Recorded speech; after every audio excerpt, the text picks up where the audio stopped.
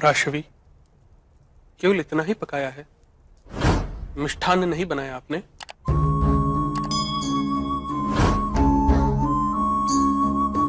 क्षमा कीजिए वासुदेव, द्यूत सभा की घटनाओं के पश्चात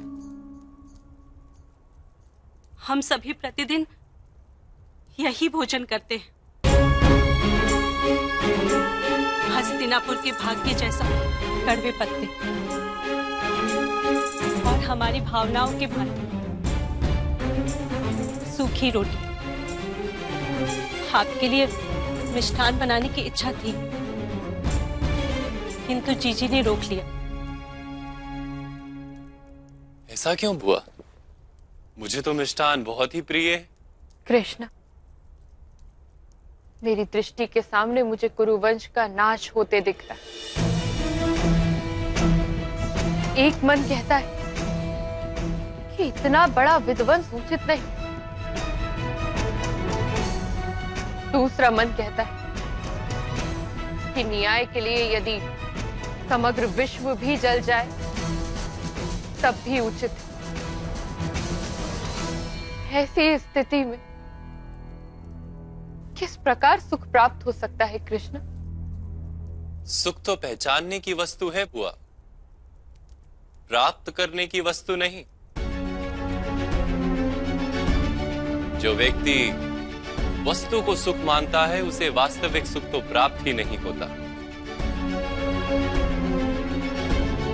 जो सत्ता अथवा संपत्ति को सुख मानता है वो अवश्य अपने लिए विनाश को निमंत्रण देता है।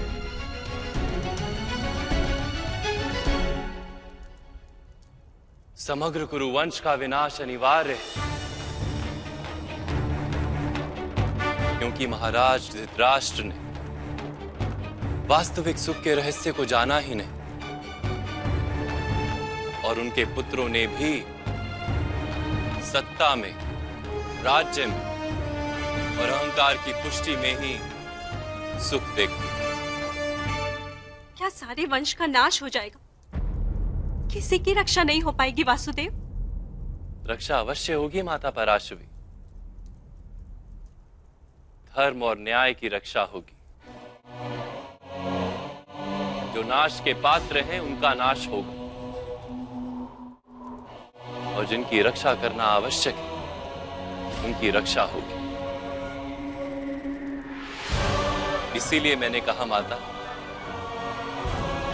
सुख को जाना जाता है, ढूंढा नहीं जाता। लीजिए, अब मैं आपके हाथ के बने मिष्ठान का सुख प्राप्त करूंगा।